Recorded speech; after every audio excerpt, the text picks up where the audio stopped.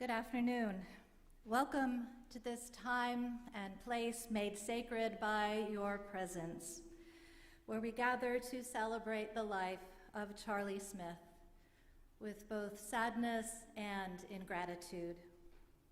It is our tradition in Unitarian Universalism to mark our sacred times together with words of invocation and the lighting of a chalice. Blessed are those who give meaning to our lives. Holy and precious is the example they leave behind. May our sorrows diminish as we recall their strength. May their wisdom protect us and help us to live. Today, as we remember Charlie, may we bring forth our memories, our feelings of love and loss, so that we may transform. So that through the cracks in our broken hearts, the light may again shine in, and our inner light shine out.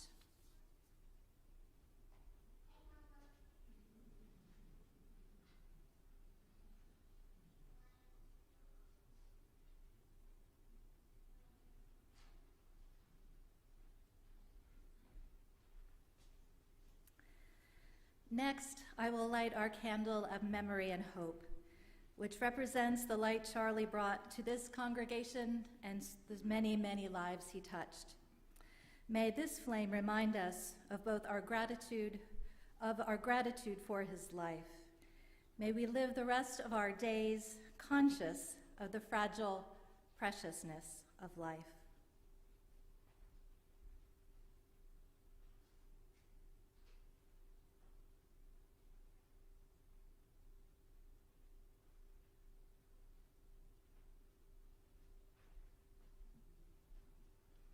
In this time together, may we remember Charlie.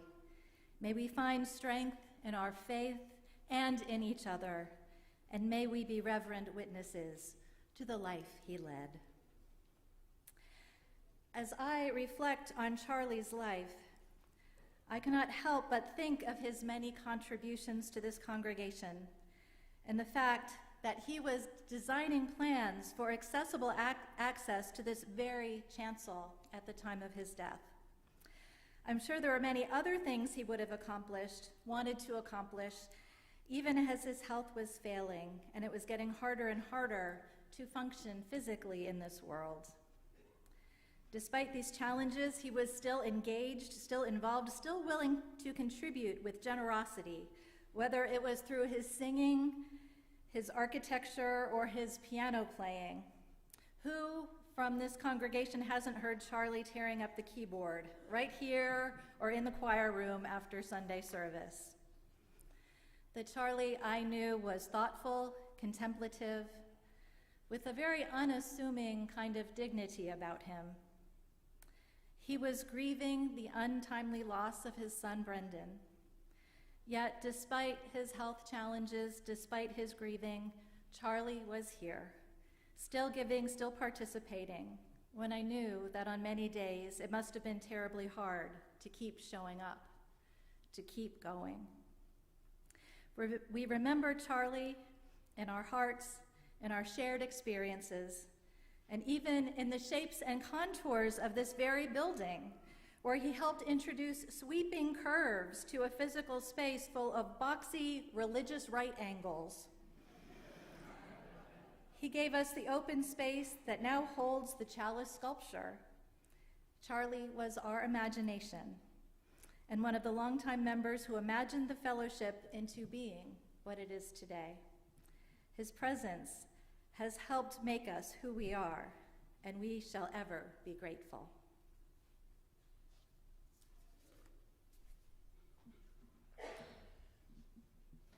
Hello, I'm Meredith Harper, and over the years, Charlie and I have made lots of music together. We never actually sang this song together, but it meant a lot to him, so I hope I can do it justice.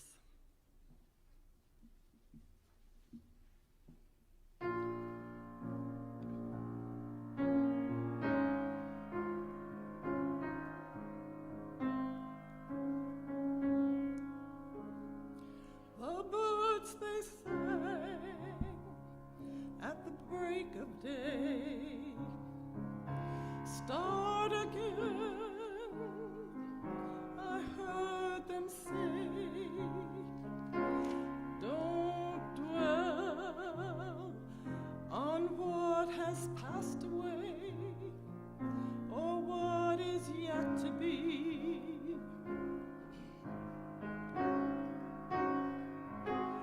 Yeah, the wars, they will be fought again.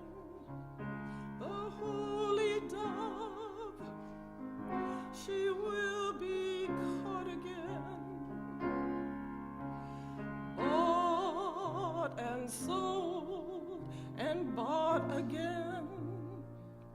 The dove is never free.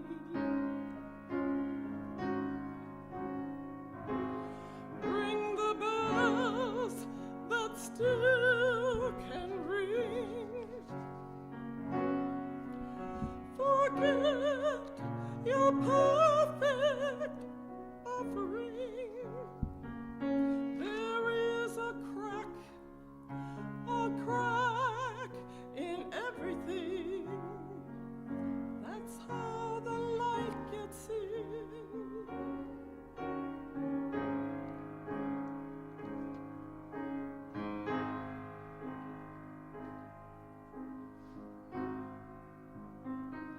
You can add up the parts.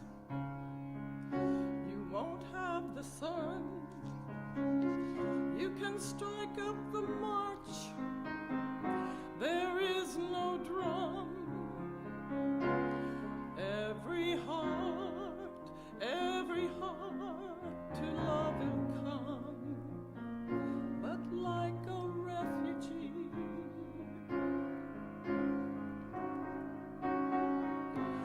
Ring the bells that still can ring. Forget your perfect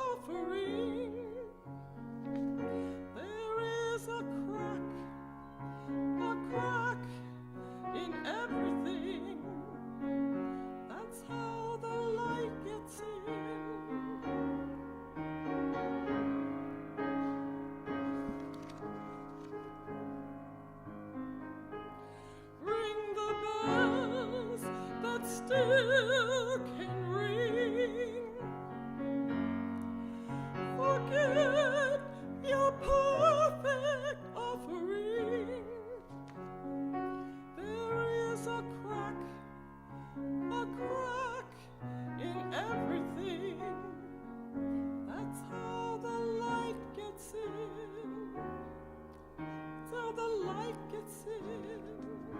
That's how the light gets in.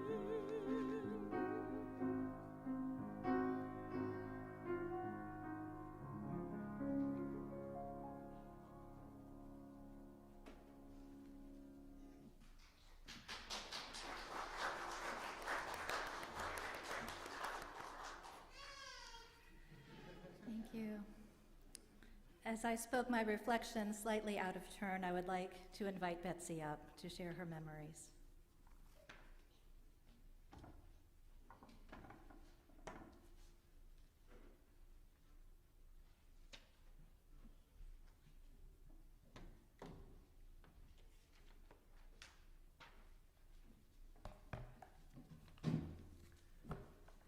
It's a school teacher thing, sorry.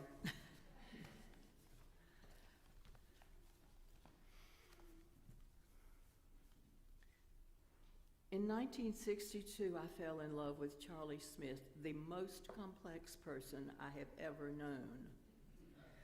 Please help me with saying goodbye after 60 plus years. He was a jigsaw puzzle of a man, always. I'd like to share that with you. Part of this is poetry.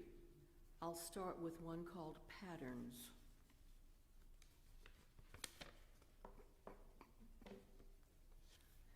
I saw you walk today in dappled sunlight, poplar leaves, darkness on a dusty road of here and there, an orb of brightness. The pattern is so like you, dark on light, or is it light on dark? Anyhow, a strange mixture of hope and love, of doubt and fear. May I dance with you in the sunlight? That was in 1967.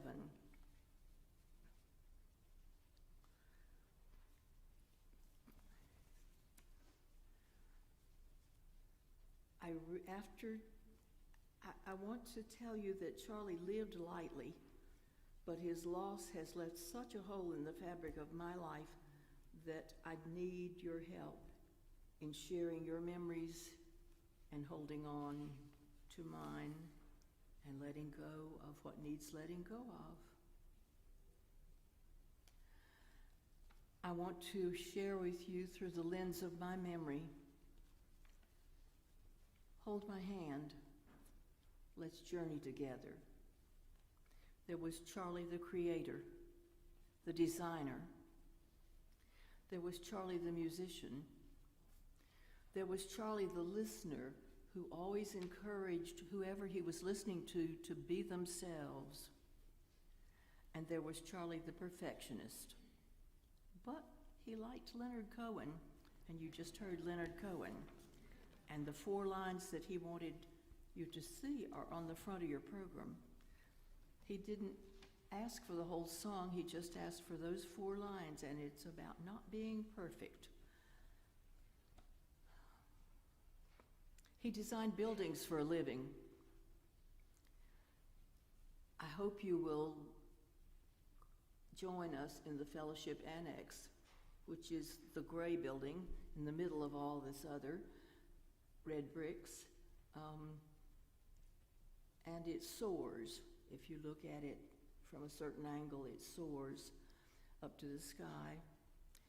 That started on the back of Charlie's napkin, and it went on to where I hope you will join us after the service. Many, many of you sent cards to him, and some even braced. He was in the hospital or the rehab center ever since Christmas, except for one night at home.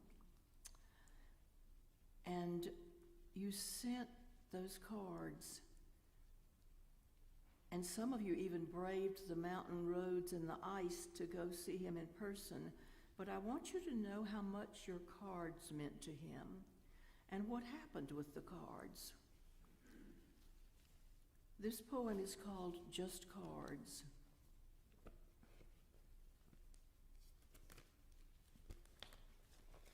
Those cards you sent,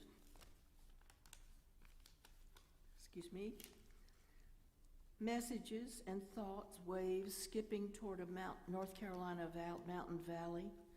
One gloomy, rainy Thursday afternoon, I saw Charlie from the door of E7 before he saw me.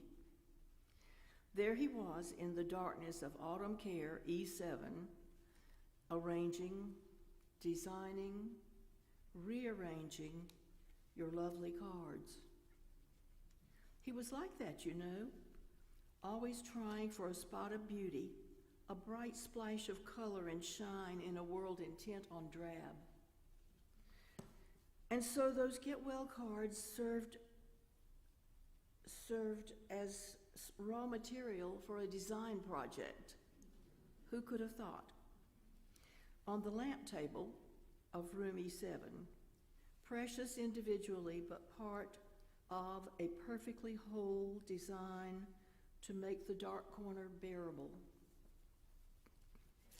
Thank you for the many ways you helped him keep creating until the very end, or maybe a new beginning. It wasn't just cards, you know. It was you helping him through to what comes next.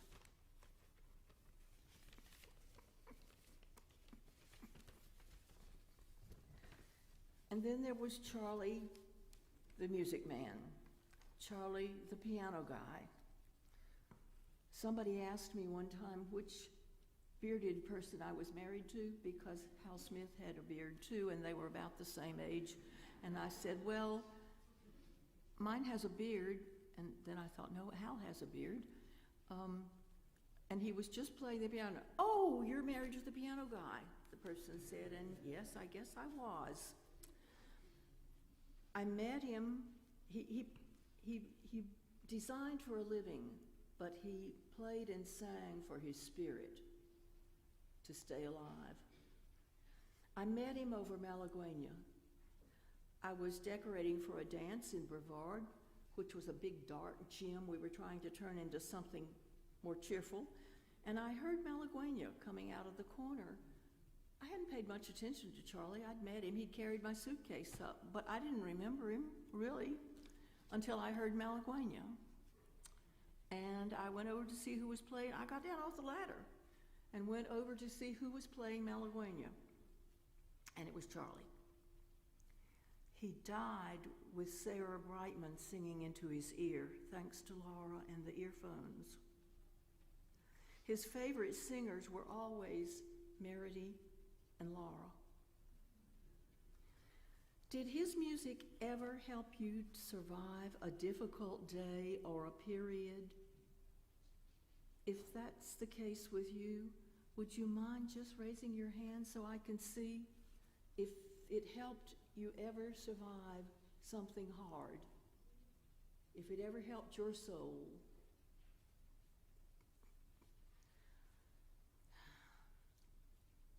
I could always find Charlie after church here if I just listened. In fact, I could always find Charlie everywhere if I just listened, because at our house, the grand piano would not fit anywhere except in the store building next door. So I could hear him over there, and that's what he was doing and where he was.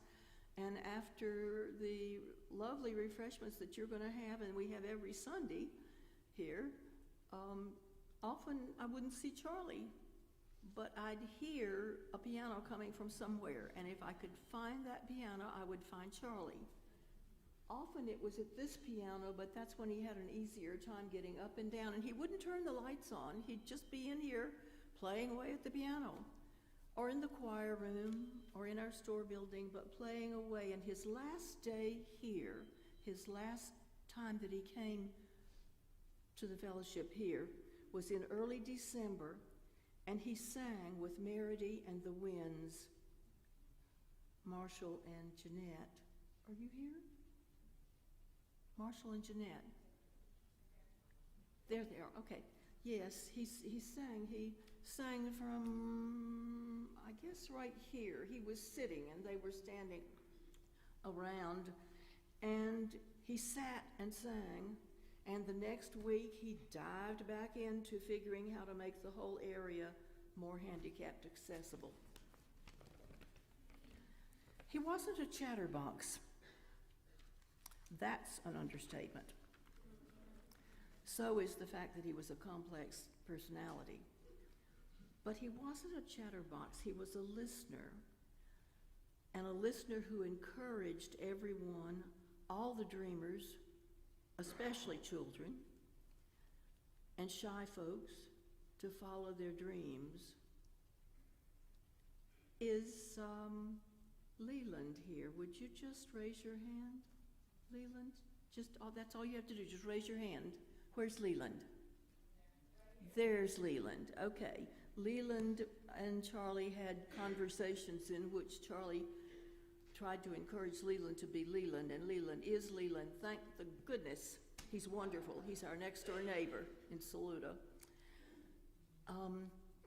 And is Ellie here? Okay, this is Ellie. She's another person that we didn't have blood grandchildren, so we adopted them, you know? Ellie's one of them, Leland's one of them. Jack we got when Brendan married Suzanne. There's Jack. But Brendan Charlie and Brendan just absolutely loved talking to young people and encouraging them to be whatever they were and to do whatever they wanted to do, despite everybody telling them differently. I think he had a lot of that in his own background. And then there's Glenn. Is Glenn here? Okay. Glenn, I remember as a 2-year-old sitting on Charlie's lap playing the piano up in Saluda. It wasn't even the grand piano then, it was a little upright in the corner of the room. And Glenn's about to go off and save the music world.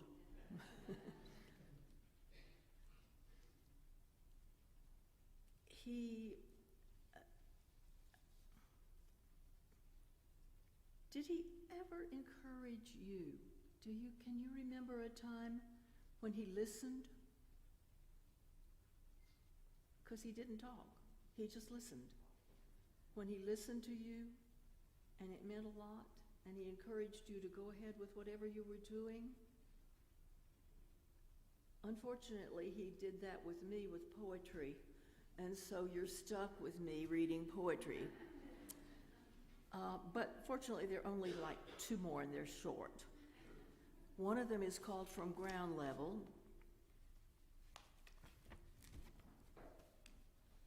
So much of my life has been hurried, sandpipered legs rushing to and fro, doing it all, missing nothing save calm, and you have watched through seagull eyes, bemused by my activity, till you sensed a sudden updraft and lifted wings, bidding me soar with you over sandpipers and gulls on a winsome wind I might have missed but for you. Edisto Island, if you've ever been there, but it could be any beach.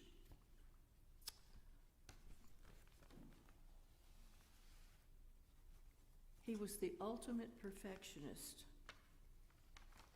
about his architecture and his music, but what he wanted to leave in words, he picked from Leonard Cohen. They're on the front of your book, your bulletin. Those 4 lines are what he wanted to leave with you. He was very specific because, remember, this is a perfectionist. He left lists of things that we were supposed to include and where he could find them and be sure that they were right. We tried. It's kind of hard sometimes when tears get in your way. But he was an ultimate perfectionist about his architecture and his music, and then the 4 lines that he wanted to leave with you were, ring the bells that still can ring. Forget your perfect offering. There is a crack in everything. That's how the light gets in. They don't plead for perfection, but for ringing the bell that still can ring. And that's what he would want you to do. So, with that in mind, I want to read you one last poem. You're stuck with me. He encouraged me to write poetry. It's called Another Chance. The tide is coming in again. Another chance to catch the moment and play it well this time. Today's gift, that chance, and tomorrow's too, and all the tomorrows to come. The tide will come, and we may catch it or not, but the tide is here and now. That was written at Folly Beach in 2002. 60 years is a long time, and if you have somebody that encourages you to write poetry, and you write poetry, you have hundreds and hundreds of poems. Thanks to, blame Charlie. And I thank you so much for being here and for helping me personally get through this and say goodbye to somebody that wasn't planning on going. I don't know what he thought he was going to do instead, but he wasn't planning to leave us. Thank you very much.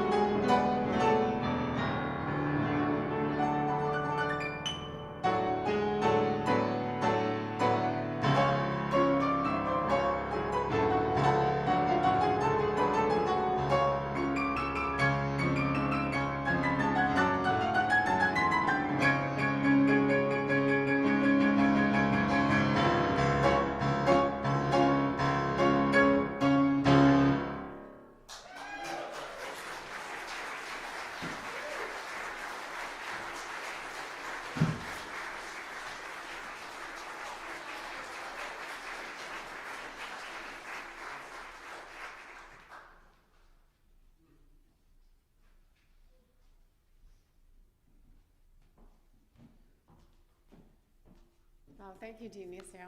That's the first time I've heard anybody play that but my dad, so that really meant a lot to me.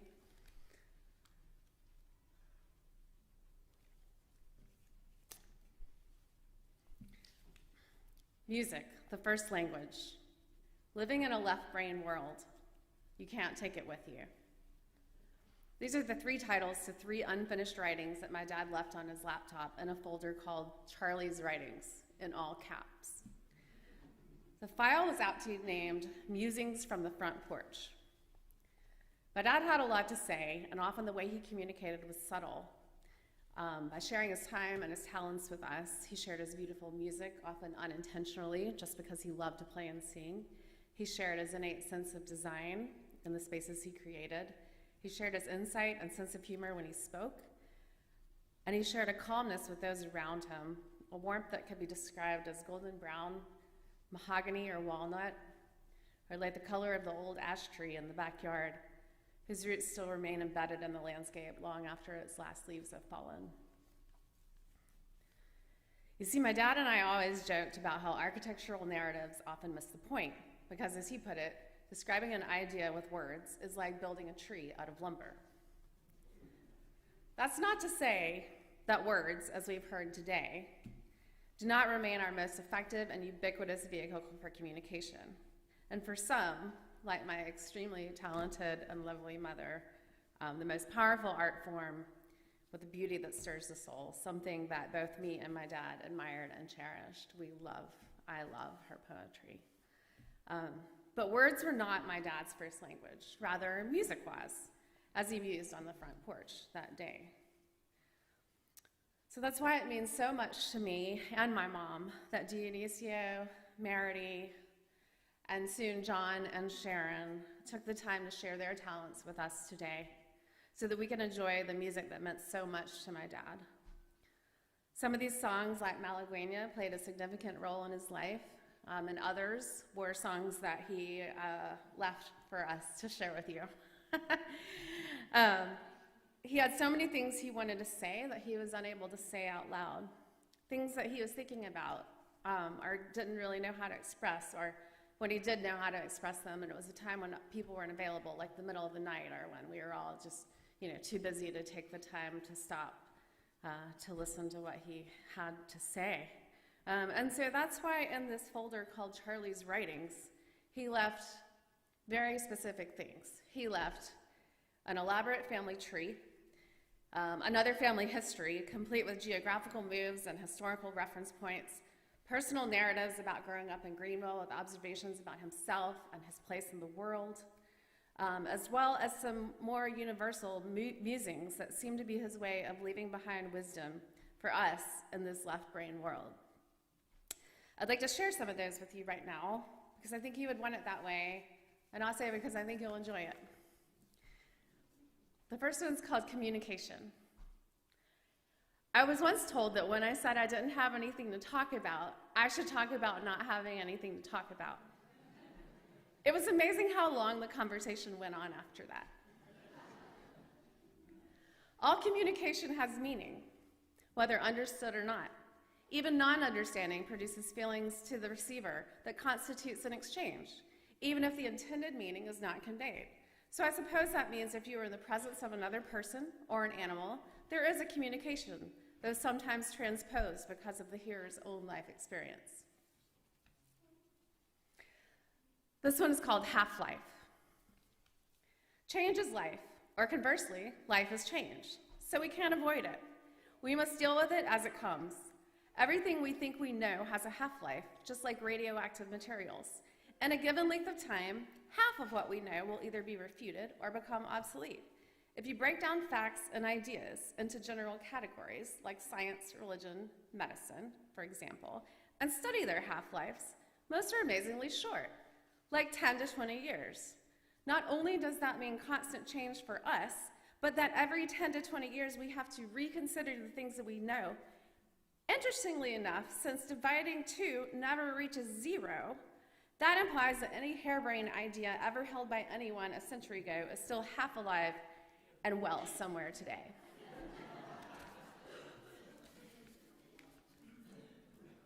Change.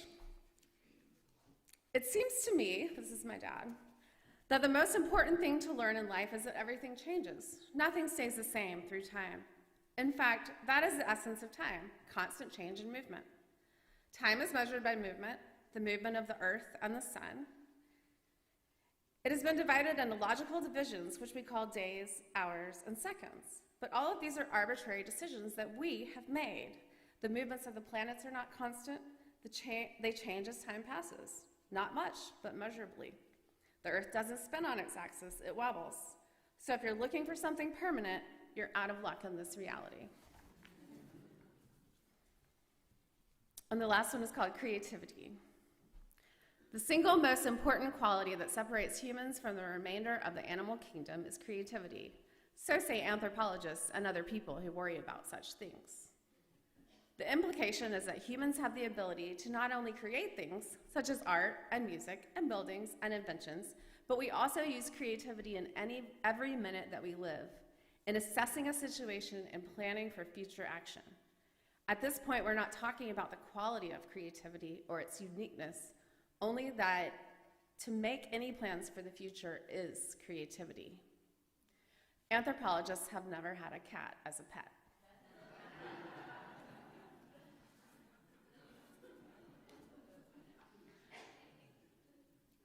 You can't take it with you. The sound of a 1940 V8. The smell of coal smoke and icy winter air. The top half of headlights on cars painted black so the Germans couldn't see them from the air. Woolly one-piece bathing suits that scratched your skin. Riding in the back bed of a pickup truck. The sound of getting unstuck from church pews in summertime. An F-80 jet aircraft that went past us before we heard it. Crickets and tree frogs singing at night. The music of the ice cream truck. Butter pecan ice cream. The ominous look of a summer thunderstorm approaching in July. The lost chord. That's in quotes. Climbing in the Chinaberry tree, climbing in the sweet gum tree.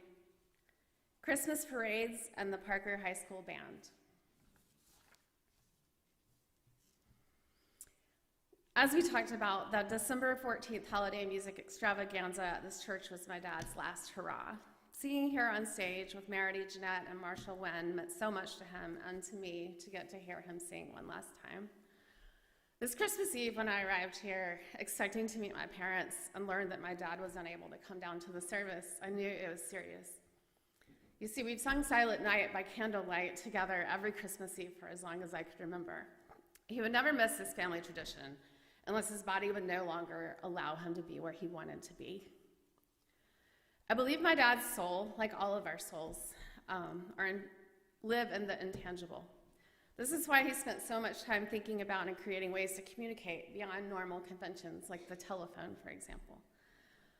The very basis of modern architecture, which he loved, was a shift away from creating objects of art and a shift to manipulating form to provide space for life to happen free from hierarchy.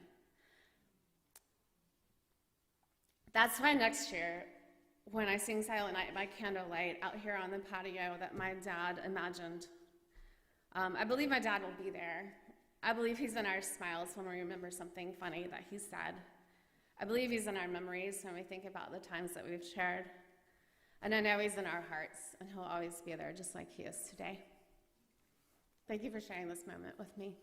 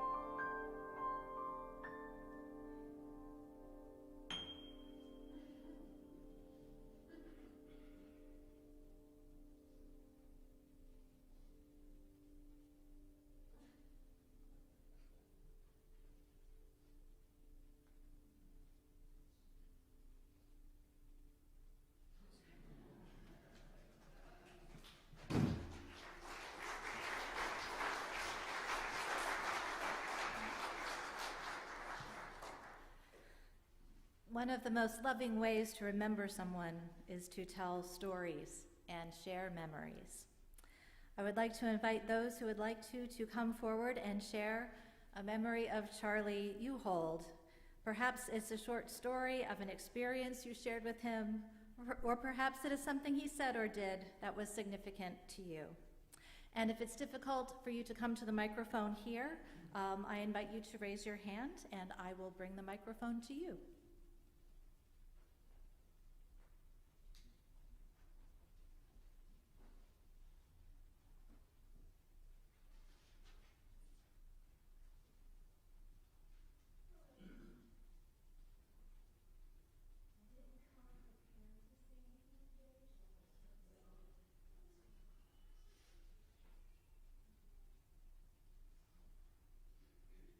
Can you hear me now?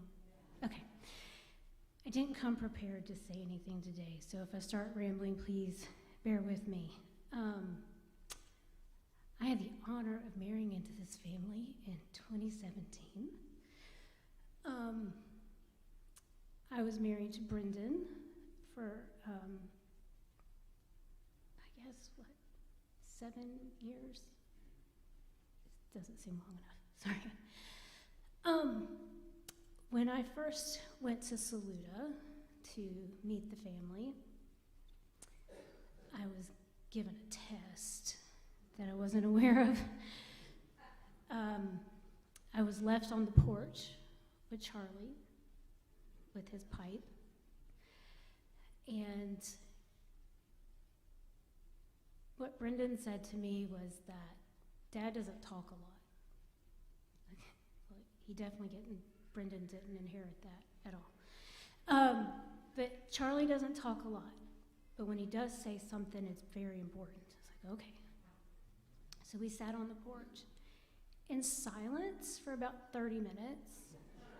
And I think a frog came up and started attacking a fly or something, and he just started talking to me about that, and he made me feel at ease. But what I truly appreciated was that I'm not much of a talker either. So the fact that both of us just sat there in silence with each other and were comfortable just meant a lot to me in that moment. One thing I did wanted to mention is that Brendan was honored to be the son of Charlie Smith. He practically worshiped his dad and talked about him in the most reverent and wonderful ways. They would spend hours on the phone talking about everything from string theory to growing up in the mountains or what have you, but they would talk forever. And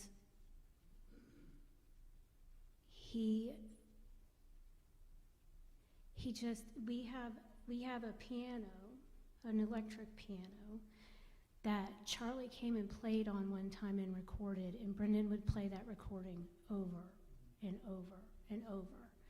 It still lives on that piano now.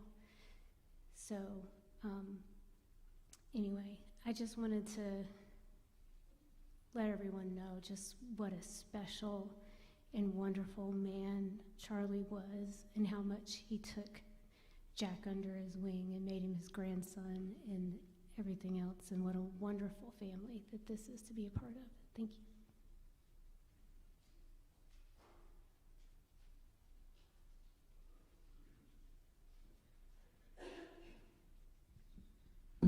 I also don't have, oh, why is it? Okay. I also didn't come prepared with anything to say, but I had the honor of being introduced to the Smith family in 2017 when my mom married Brendan. And Charlie really wanted me to learn the piano. He was very adamant this past Christmas to get me a piano learning book. And he was, as previously mentioned, he was fantastic at the piano. I'm bad with this microphone. I don't know what to say, but he was amazing, and I'm glad to have been his step-grandson. Proud to be his grandson.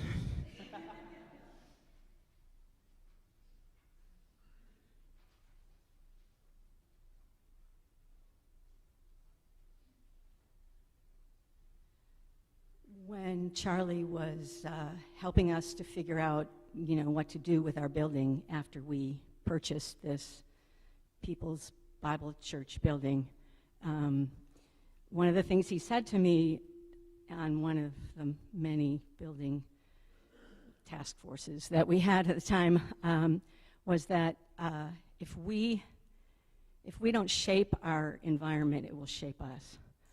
And I think his creative architectural gift that he gave to us was possibility and becoming more our own, making this place our own.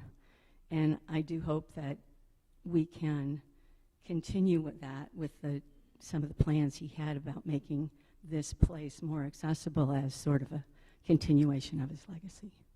Thanks.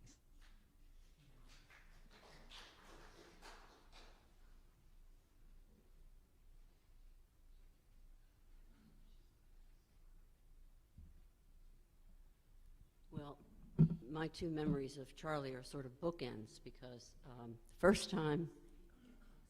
the first time I remember him was I had just started the fellowship 30-some years ago, and he was playing the piano, and of course it was incredible. And growing up in the Catholic Church, I didn't hear much good music. We had Vatican II, and then we had folk music, and so this was a new thing to me to hear wonderful music in a church.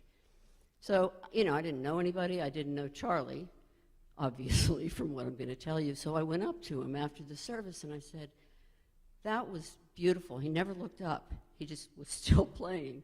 And he kind of shook his head, and I realized that was the end of the conversation. And it was great. The second memory happened just a few months ago when the choir was learning a new piece. And as is often the case, I was pretty befuddled by this music, particularly the lyrics and the music. And after I struggled through the rehearsal, I went to Charlie and said, I just can't get this, the music and the lyrics. He said, don't worry about the lyrics, just say la, la, la, and learn the music. And I thought, that is a true musician.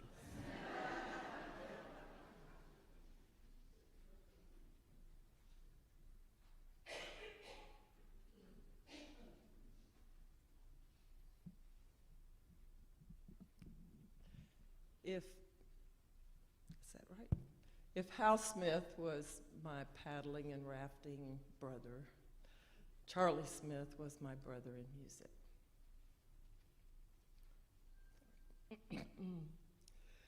We had so much music together. We sang together. Hey, Seth. We sang together.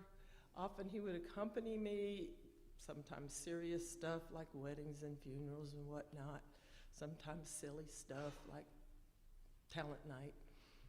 And the man could sight read anything. He was a fabulous musician. And another thing he was good at was that he covered for me when I screwed up. Just like Dionisio can do from time to time. But he was my music brother, and I'll miss him.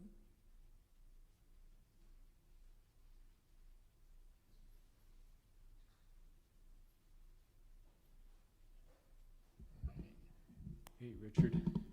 Gotcha. All right. I'm Todd Couillard. We had a little thing a while ago called the Renaissance Fair, and Charlie and lovely Betsy were a king and queen one year. And let me tell you, Charlie was definitely the best loving and happy, joyful king.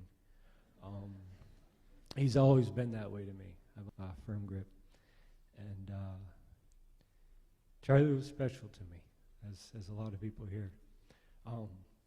Another thing, when I took over reading The Night Before Christmas from Mr. Bill Wunsch, I think it was probably the second year, Charlie comes up to me, he's like, "So, you got it memorized yet?"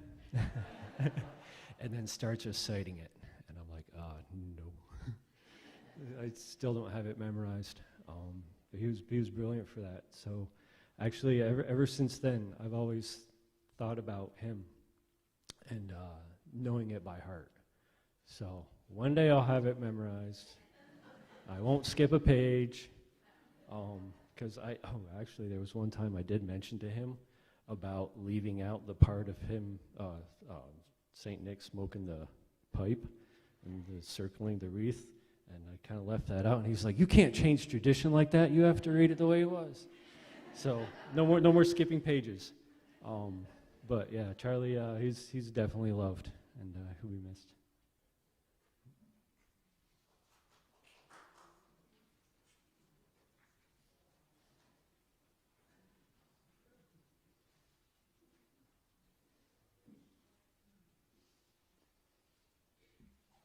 I think we needed to come together because Charlie and Betsy, I don't have brothers and sisters. Charlie didn't have any brothers, but we spent a lot of time doing a lot of work and a lot of stuff through Goof and then through our couples communication group. But Charlie was my brother too. So, go ahead. What a crowd. Betsy, I love you. Laura, I love you. Known you all your life.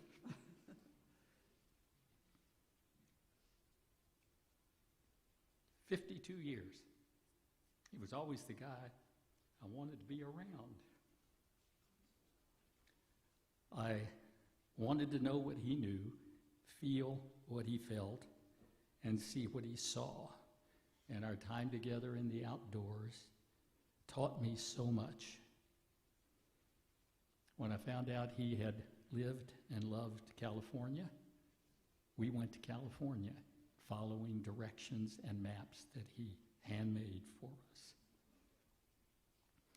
He was an architect. I never knew one of those until I met Charlie. Jane and I knew if we ever could have a home designed for us, Charlie would do that. 20 years later,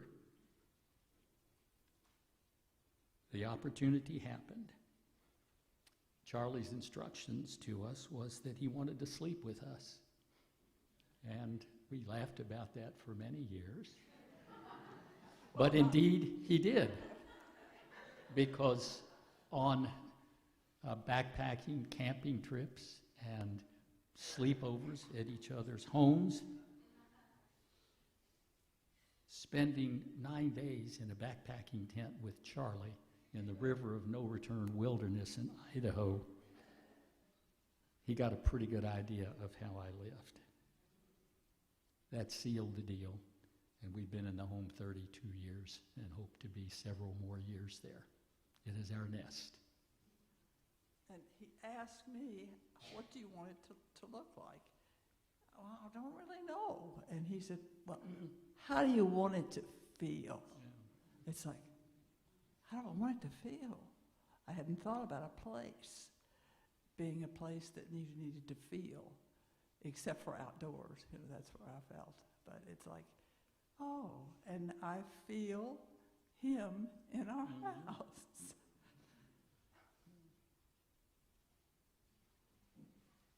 I'm Allison, their daughter. I've also known Betsy and Charlie and Laura and Brendan pretty much my whole life. And I'm one of the kids that he took under his wing because I think I was 16 years old or maybe even 15. I worked at the architecture firm doing corrections when they still did it with the eraser and pencil. And because I was trying to figure out what I wanted to do for a living. I never did become an architect, but I really am an artist. And so I just remember that time, him, just taking me under his wing and helping me. I don't remember much of a conversation with him either, but just his creativity was awesome to be around. Thanks.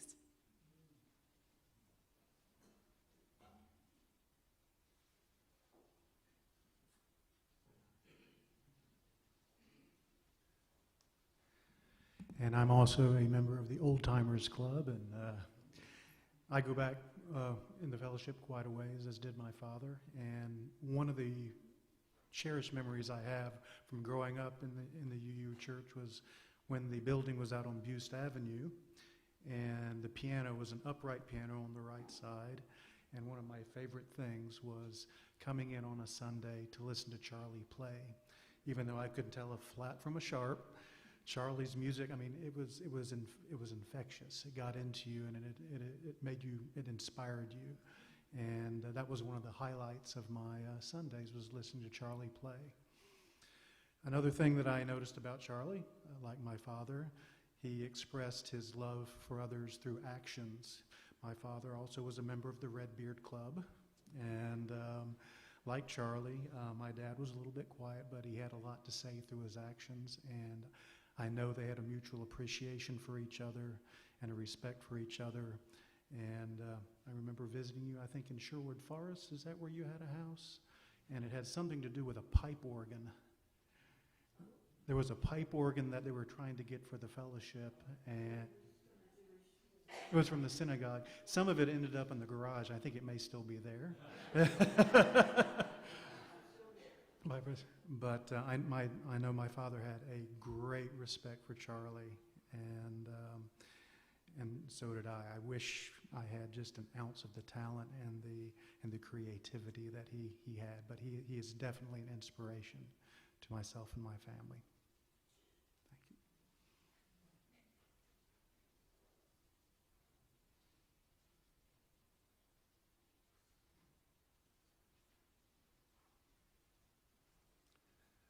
I got to meet Charlie back in 1988 at the UU Fellowship, and we immediately liked him. And we had bought an old Willie Ward house that had a third-floor attic, and I asked Charlie, would he be able to help me do the architectural plans for it? And he did, and the construction guys were there, and they said, these great big cross beams, we're going to take them out. I had to call Charlie, and I said, are you sure the roof isn't going to fall down? But he was very gracious and explained to me how the side walls were going to keep holding the roof up, and to this day, it's still there.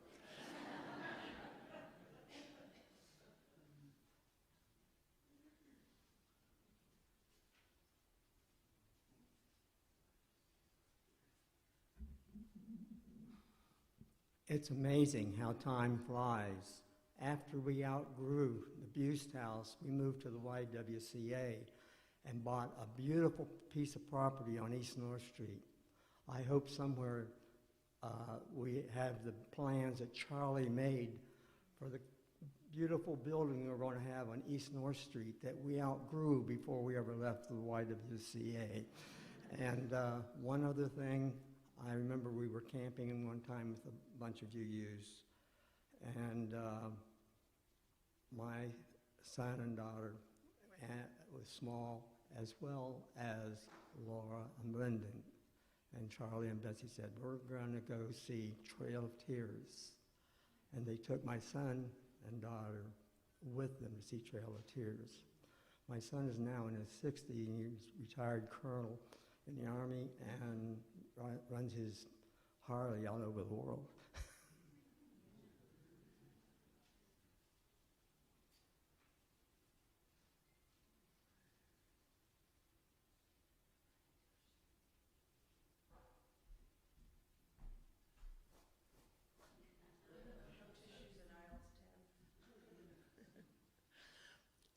Betsy, I did spend a lot of time with Charlie, but you and Charlie were my mom's dear, dear friends. They loved you so much. And Charlie, 2 years after my dad died in 2005, I asked Charlie if he'd walk me down the aisle here with when I married David Raspberry, and we took flowers to Daddy's the stone, and came back in dragging debris from the garden, which was I just want you to know just how much you have meant to me over the years, and how much I know my parents loved you both. And that I love you both. Love you. And thank you for.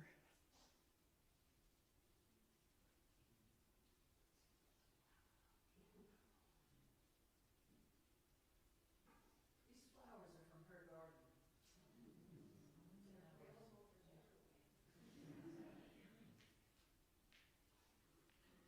I met Charlie and Betsy in the flash flood of 2023 in the summer. I had just moved to Saluda. I grew up going to the cabin there on Pearson Falls Road, but it was living in a new place, starting a new chapter of life, and meeting Charlie and Betsy was one of the best things that ever happened to me. And it made Saluda home. Meeting you and your family made Saluda home.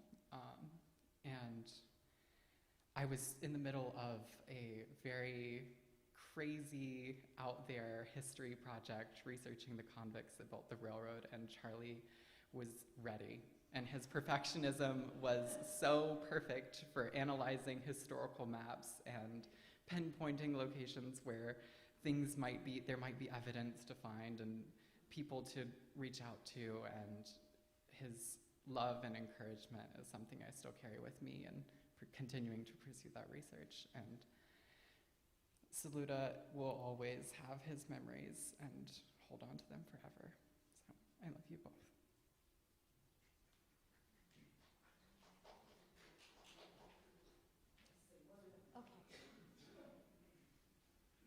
One more thing I forgot to mention. Charlie wasn't always a quiet introvert. He made quite a striking pirate in Pirates of Penzance.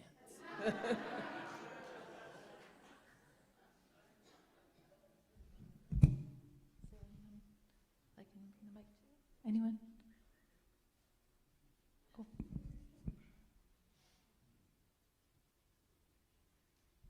Hey y'all. We don't get to come super often, but it's good to see all you guys. I love you all. I don't remember being at Goof without knowing Charlie, and when I first started coming, I had a very feral daughter who was like 3, maybe a little younger, and she loved Charlie, has always loved Charlie. She could not be here today, but she's out making music with her friends and traveling, and I feel like that is her way of honoring Charlie. And my oldest is coming out as himself with his friends for the first time today. Also, I think something Charlie would strongly approve of. And I have so many memories of music and everything, but the thing that I will always remember is how he took my kids under his wing and he acted like a grandparent to them. And Rory, my youngest, primarily came to Goof to see him. And I am playing today, not because I'm the best pianist, but because Charlie kept saying, anytime Dionysia would play, he would be like, I feel like I need to put up all my books and never play again. And as a teacher and as a musician who is not the best musician, I hope Charlie's out there somewhere playing, because if you love music, you should play. If you want to play. It doesn't matter whether you're good, amazing, or just love it, just play.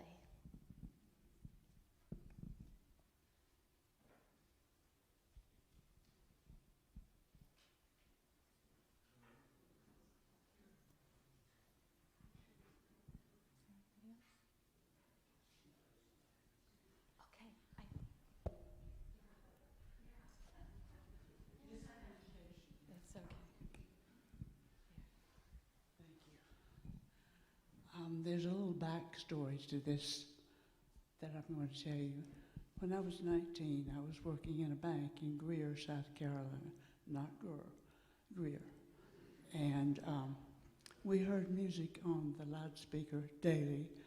One day we heard this tape come on, and I heard the most beautiful piece of music I had ever heard.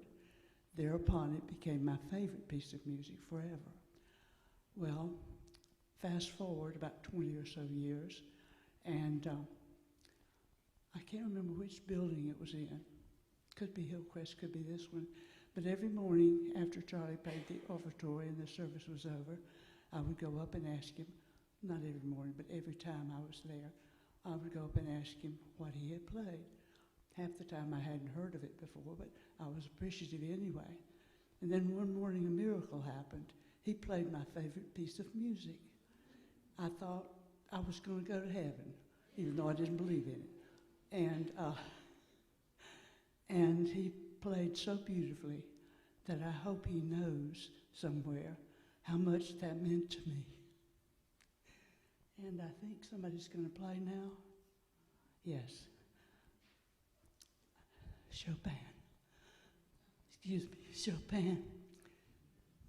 E major, etude in E major, opus 10, number 3. Thank you, Charlie.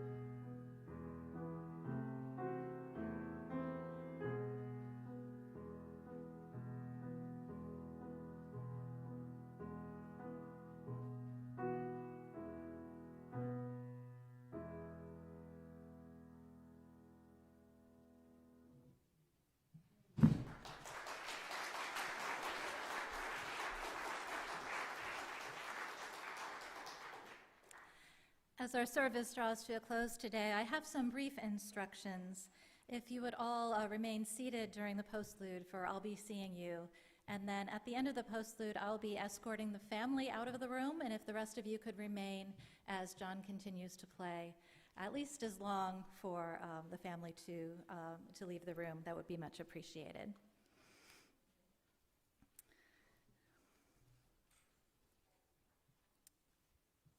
In our closing today, I would like to share the following words.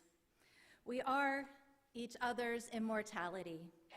Each of us is a skein of lives stretching forward and backward in time, connecting everyone we have known, everyone they have known, and everyone who will come after us.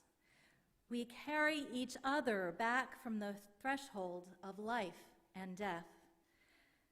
Some part of those we loved is gone forever, but some part is ours to have and to hold and to make real in the world. So many have received so much love and light from Charlie Smith. Take that light into your life and into the lives of all you encounter, and may you always be able to see that light as it is reflected in all you do.